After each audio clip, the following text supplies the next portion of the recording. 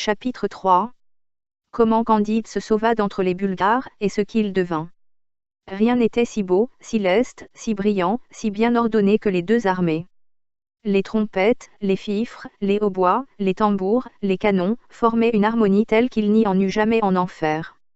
Les canons renversèrent d'abord à peu près 6000 hommes de chaque côté, ensuite la mousqueterie ôta du meilleur des mondes environ 9 à 10 000 coquins qui en infectaient la surface. La baïonnette fut aussi la raison suffisante de la mort de quelques milliers d'hommes. Le tout pouvait bien se monter à une trentaine de 1000 âmes. Candide, qui tremblait comme un philosophe, se cacha du mieux qu'il put pendant cette boucherie héroïque. Enfin, tandis que les deux rois faisaient chanter des Te Deum, chacun dans son camp, il prit le parti d'aller raisonner ailleurs des effets et des causes. Il passa par-dessus des tas de morts et de mourants, et gagna d'abord un village voisin. Il était en cendres, c'était un village à Bar que les Bulgares avaient brûlé, selon les lois du droit public. Ici des vieillards criblés de coups regardaient mourir leurs femmes égorgées, qui tenaient leurs enfants à leurs mamelles sanglantes, là des filles, éventrées après avoir assouvi les besoins naturels de quelques héros, rendaient les derniers soupirs, d'autres, à demi brûlés, criaient qu'on acheva de leur donner la mort.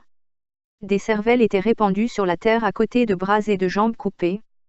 Candide s'enfuit au plus vite dans un autre village, il appartenait à des Bulgares, et les héros ébars l'avaient traité de même.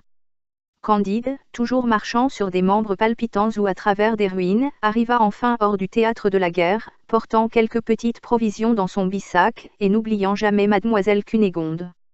Ces provisions lui manquèrent quand il fut en Hollande, mais ayant entendu dire que tout le monde était riche dans ce pays-là, et qu'on y était chrétien, il ne douta pas qu'on ne le traitât aussi bien qu'il l'avait été dans le château de monsieur le baron, avant qu'il en eût été chassé pour les beaux yeux de mademoiselle Cunégonde.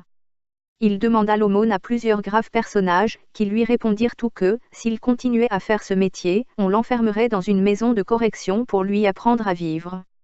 Il s'adressa ensuite à un homme qui venait de parler tout seul une heure de suite sur la charité dans une grande assemblée. Cet orateur, le regardant de travers, lui dit « Que venez-vous faire ici? Y êtes-vous pour la bonne cause ?» Il n'y a point d'effet sans cause, répondit modestement Candide, tout est enchaîné nécessairement, et arrangé pour le mieux. Il a fallu que je fusse chassé d'auprès de mademoiselle Cunégonde, que j'ai passé par les baguettes, et il faut que je demande mon pain, jusqu'à ce que je puisse en gagner, tout cela ne pouvait être autrement. Mon ami, lui dit l'orateur, croyez-vous que le pape soit l'Antéchrist?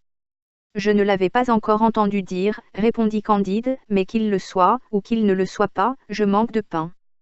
Tu ne mérites pas d'en manger, dit l'autre, va, coquin, va, misérable, ne m'approche de ta vie.